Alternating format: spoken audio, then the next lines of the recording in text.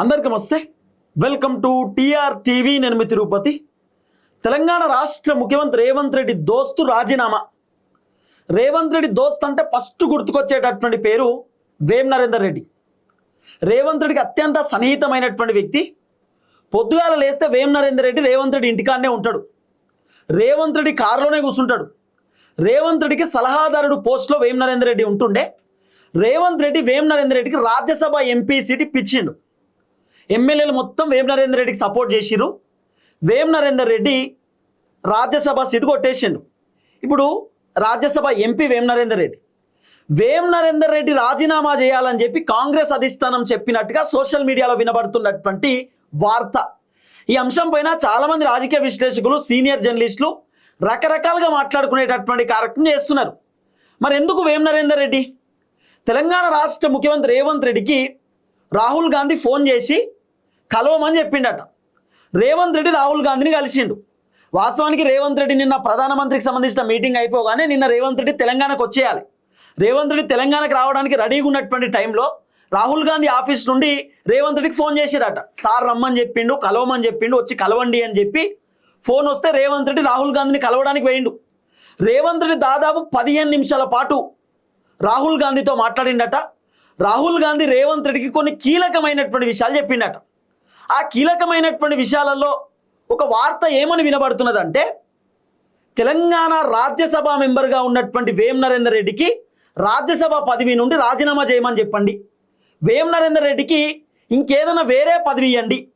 రాజ్యసభ పదవికి వేం నరేందర్ రెడ్డి రాజీనామా చేస్తే మీనాక్షి నటరాజన్ని ఉప ఎన్నికతో మనం పోటీ చేపించవచ్చు.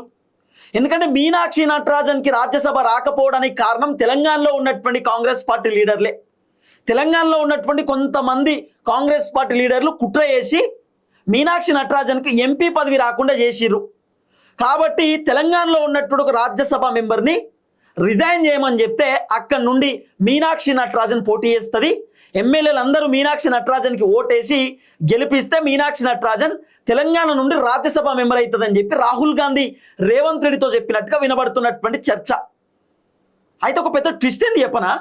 రేవంత్ రెడ్డి రాహుల్ గాంధీని కలిసిన తర్వాత ఒక మీడియా చిట్చాట్ జరిగింది. అంటే కెమెరాలు ఉండవు. జర్నలిస్టులు రేవంత్ రెడ్డిని కూర్చోబెట్టి అడుగుతారు, సార్ మీరు రాహుల్ గాంధీని ఎందుకు కలిసిరు, అసలు ఏం జరుగుతుంది, ఏఐసిసి మీటింగ్ ఏంది, మీనాక్షి నటరాజన్ పైన కుట్ర చేసింది ఎవరు, మరి మీకు దగ్గరున్నటువంటి వ్యక్తి అనే చెప్తున్నారు, మరి మీనాక్షి నటరాజన్ పైన మీ ప్రభుత్వంలో ఉన్నటువంటి కొంతమంది వ్యక్తులే కుట్ర చేసి ఆమెకు రాజ్యసభ రాకుండా చేసినట్టు నిజమేనా అని చెప్పి రకరకాలుగా అడిగేటటువంటి కార్యక్రమం చేస్తే రేవంత్ రెడ్డి కోప్పడ్డాడట మీడియా వాళ్ళతో. ఈ యూట్యూబ్ ఛానల్ ఉన్న వాళ్ళను, ఎలక్ట్రానిక్ మీడియాలో పనిచేసే వాళ్ళని నేను పట్టించుకోను, వాళ్ళని జర్నలిస్ట్ లెక్కనే చూడను. ఈ క్వశ్చన్స్ మీరు నన్ను అడిగితే మా హైకమాండ్ నేను వచ్చి కలుస్తా. మీనాక్షి నటరాజన్ పైన మేమెందుకు కుట్ర చేస్తాం, నాకేం అవసరం, మా మనుషులు ఎందుకు కుట్ర చేస్తారు, కానీ ఎవరో ఉన్నారు పట్టుకుంటాం, విచారణ జరుగుతుంది, విచారణ చేస్తున్నాం, ఒకవేళ పట్టుకుంటే మాత్రం వదిలిపెట్టాం, కఠినమైన చర్యలు తీసుకుంటామని రేవంత్ రెడ్డి చెప్పిండట. రేవంత్ రెడ్డి రాహుల్ గాంధీని కలిసి బయటకు వచ్చిన తర్వాత మీడియా వాళ్ళు అడిగే ప్రశ్నకు రేవంత్ రెడ్డి సమాధానం చెప్పలేకపోతున్నాడు. రేవంత్ రెడ్డి మొత్తం సాడ్ ఫేస్ పెట్టుకున్నాడు.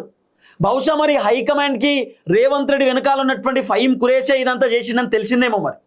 అందుకే రేవంత్ రెడ్డిని రాహుల్ గాంధీ హుటాహుటిన పిలిచి మీ దోస్తు వేం నరేందర్ రెడ్డిని రాజ్యసభ మెంబర్గా ఆయన రాజీనామా చేయమని చెప్పండి. ఆయన రాజీనామా చేస్తే మీనాక్షి నటరాజన్ తెలంగాణ నుండి రాజ్యసభ నుండి పోటీ చేస్తుంది, ఉప ఎన్నిక పోటీ చేస్తే మీనాక్షి నటరాజన్కి రాజ్యసభ వస్తుంది, ఆమె ఎంపీ అవుతుందని చెప్పి రాహుల్ గాంధీ రేవంత్ రెడ్డితో చెప్పినట్టుగా ఒక పెద్ద చర్చ.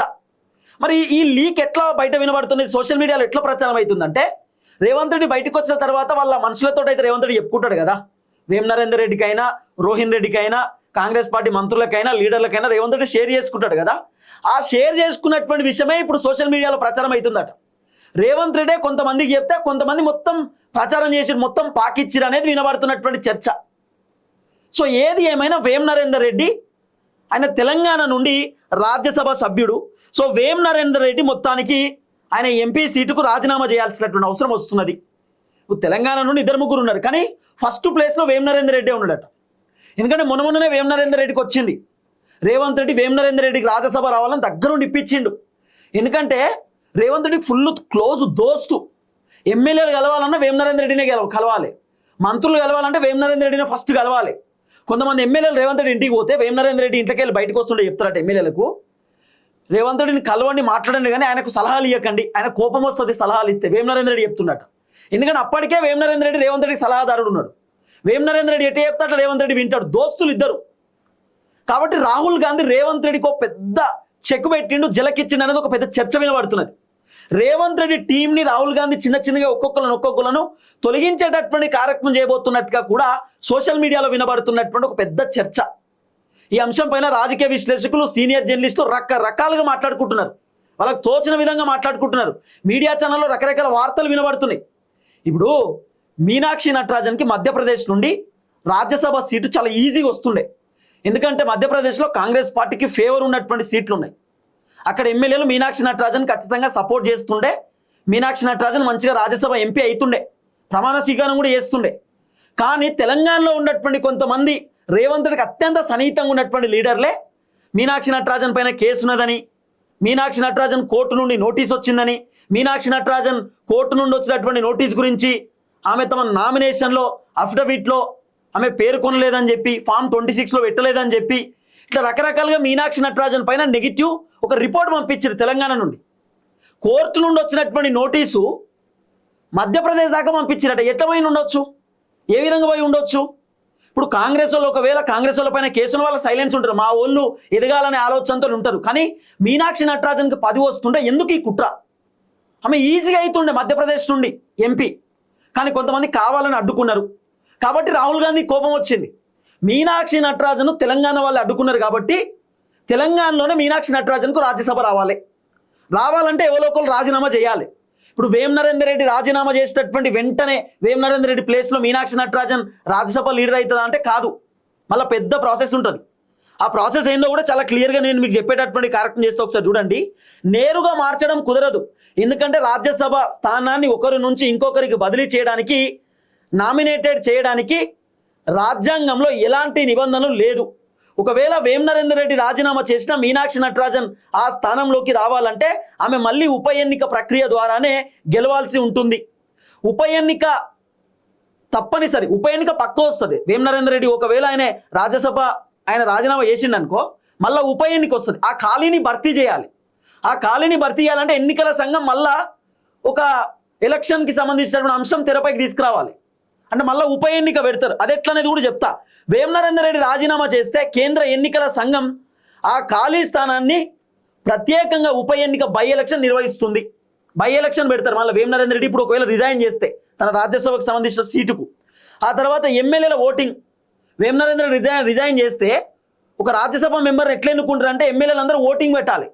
ఎమ్మెల్యేలందరూ ఎక్కువ శాతం ఓటింగ్ వేయాలి. ఒక లీడర్కి ఓటింగ్ వేస్తే వాళ్ళు రాజ్యసభకు ఎంపిక అవుతారు వాళ్ళ రాష్ట్రం నుండి. ఇప్పుడు ఎమ్మెల్యేల ఓటింగ్, ఆ ఉప ఎన్నికలలో కాంగ్రెస్ పార్టీ తరపున మీనాక్షి నటరాజన్ అభ్యర్థిగా నిలబడవచ్చు. అయితే తెలంగాణ శాసనసభలోని ఎమ్మెల్యేస్ ఓటు వేసి ఆమెను గెలిపిస్తే ఆమె రాజ్యసభ సభ్యురాలు అవుతారు. అంటే ఎమ్మెల్యేలు ఓటింగ్ ఎక్కువ వేస్తేనే రాజ్యసభ సభ్యురాలు అవుతుంది ఆమె. ఎమ్మెల్యేలకు ఓటు వేయకపోతే, ఎమ్మెల్యేలకు ఇష్టం లేకపోతే మేము ఓటు వేయమనుకుంటే మీనాక్షి నటరాజన్కి రాజ్యసభ సభ్యురాలు కాదు, ఆమె రాజ్యసభ రాదు. ఇంకోటి ఏంది, ఇంకో ట్విస్ట్ ఉంది, పదవీ కాలం పరిమితి. ఒకవేళ ఆమె ఈ ఉప ఎన్నికలలో గెలిస్తే వేం నరేందర్ రెడ్డి గారు 6 ఏండ్ల పదవీ కాలంలో ఇంకా ఎంతకాలం మిగిలి ఉందో అంతకాలం మాత్రమే ఆమె పదవిలో కొనసాగుతారు. ఇప్పుడు ఒక రాజ్యసభ లీడర్కి 6 ఏండ్లు ఉంటుంది అనుకో పదవీ కాలం. ఆ 6 ఏండ్ల పదవీ కాలంలో వేం నరేందర్ రెడ్డి ఒక 1 ఇయర్ మొత్తం ఉన్నాడు అనుకో, 5 ఇయర్స్ మాత్రమే, మిగిలినటువంటి టైం మాత్రమే మీనాక్షి నటరాజన్ పదవీ కాలంలో ఉంటుంది. అంటే ఎంతకాలం అయిపోయిందో అంతకాలం అయిపోయినట్టే, మిగిలినటువంటి కాలమే ఉంటుంది. ఇది ఉప ఎన్నిక, డైరెక్ట్ ఎన్నుకోవడం అయితే 6 ఇయర్స్ ఉంటారు. అదే ఉప ఎన్నిక కాబట్టి పదవీ కాలం ఎంత టైం అయితే ముగిసిందో అంత టైం మళ్ళీ కొత్తగా ఇయ్యరు. 1 ఇయర్ కంప్లీట్ అయితే 1 ఇయర్ కంప్లీట్ అయినట్టే, మిగతా 5 సంవత్సరాలు మాత్రమే ఉంటారు. మొత్తం 6 సంవత్సరాలు ఉంటారు, 5 సంవత్సరాలు కంటిన్యూ అవుతారు. అట్లా ఆ విధంగా మీనాక్షి నటరాజన్కు మొత్తానికి ఒక రాజ్యసభకు సంబంధించినటువంటి సీట్ ఇద్దామనే ఆలోచనలో ఉన్నట్టుగా వినబడుతున్న చర్చ. సో రేవంత్ రెడ్డి దోస్త్, రేవంత్ రెడ్డి క్లోజ్ ఫ్రెండ్ వేం నరేందర్ రెడ్డి రాజీనామా చేయాలనేటటువంటి ఆలోచనలో హైకమాండ్ ఉన్నట్టుగా వినబడుతున్నటువంటి చర్చ. ఎందుకు ఇదంతా జరిగిందంటే ఒకటే ఒక రీజన్, ఫహీమ్ ఖురేషీ చేసిండని అంటున్నారు. మీనాక్షి నటరాజన్ పైన కుట్ర చేసింది ఫహీమ్ ఖురేషీ అనేది ఒక పెద్ద చర్చ. ఇప్పుడు రేవంత్ రెడ్డి దోస్త్ వేం నరేందర్ రెడ్డి రాజ్యసభ సభ్యుడిగా ఆయన రాజీనామా చేస్తే వేం నరేందర్ రెడ్డి ప్లేస్లో మీనాక్షి నటరాజన్ ఉప ఎన్నికలలో పోటీ చేస్తుంది, మీనాక్షి నటరాజన్ గెలుస్తుంది. అప్పుడు తెలంగాణకు ఆమె రాజ్యసభ సభ్యురాలు ఎంపీ ఉంటుంది, రాజ్యసభ ఎంపీ ఉంటుంది. అప్పుడు హైకమాండ్ కూడా హ్యాపీ, ఎందుకంటే హైకమాండ్ ఏరి కోరిచ్చారు మీనాక్షి నటరాజన్కు, ఏరి కోరిచ్చారు. మీనాక్షి నటరాజన్ రాహుల్ గాంధీ క్లోజ్, మీనాక్షి నటరాజన్కి రాహుల్ గాంధీ ఒక అన్న తమ్ముళ్ళు లెక్క ఉంటాడు. సో గాంధీ కుటుంబానికి వెరీ క్లోజ్. కాబట్టి మ్యాక్సిమం మీనాక్షి నటరాజన్ తెలంగాణ నుండి రాజ్యసభ సభ్యురాలుగా ఎన్నికయ్యేటటువంటి అవకాశాలు బలంగా కనబడతా ఉన్నాయి. వేం నరేందర్ రెడ్డి రాజీనామా చేసేటటువంటి అవకాశాలు ఉన్నట్టుగా కూడా వినబడుతున్న చర్చ. మరి రేవంత్ రెడ్డి ఎట్లా కన్విన్స్ చేస్తాడు, ఎట్లా ఒప్పిస్తాడు అనేది ముందు ముందు చూడాలి. కానీ హైకమాండ్ మాత్రం రేవంత్ రెడ్డికి ఒక చెక్ పెట్టిరు, ఒక టాస్క్ ఇచ్చిరు.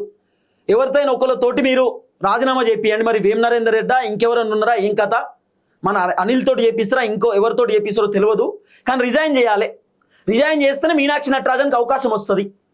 ఇప్పుడు ఎక్కడికక్కడ ఫుల్ఫిల్ అయిపోయినాయి, ఫిలాప్స్ అయిపోయినాయి మొత్తం.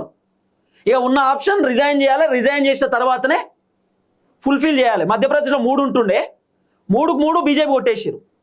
కాబట్టి ఇప్పుడు తెలంగాణ ఆప్షన్, కాంగ్రెస్ అధికారంలో ఉన్నది 4 రాష్ట్రాలలో, ఆ 4 రాష్ట్రాలలో ఆప్షన్. దీంట్లో ఇప్పుడు కాంగ్రెస్ కీలకం, ఇక్కడ తెలంగాణ కీలకం. తెలంగాణలో ఇప్పుడు వేం నరేందర్ రెడ్డికి ఆల్రెడీ ఒక పదవి ఇచ్చారు, రేవంత్ రెడ్డికి ముఖ్య సలహాదారుడు పోస్ట్ ఇచ్చారు. ఇప్పుడు వేం నరేందర్ రెడ్డిని రాజ్యసభ నుండి తీసేసినా కూడా మళ్ళా మీనాక్షి నటరాజన్కి రాజ్యసభ ఇస్తే వేం నరేందర్ రెడ్డికి ఇంకేదైనా పదవి ఇవ్వచ్చు, కీలకమైన పదవి. మరి మంత్రి పదవి ఇస్తారా ఇంకేమైనా ఇస్తారా తెలియదు. కానీ మొత్తానికైతే వేం నరేందర్ రెడ్డికి ఏదైనా పదవి ఇవ్వచ్చు మీనాక్షి నటరాజన్కి రాజ్యసభ వస్తే, వేం నరేందర్ రెడ్డి రిజైన్ చేస్తే. రకరకాల చర్చలు అయితే వినబడుతున్నది. చూద్దాం ఏం జరగబోతుందో. దయచేసి వీడియో అందరికి షేర్ చేయండి. అందరికీ నమస్తే, థ్యాంక్ యూ సో మచ్. జై తెలంగాణ.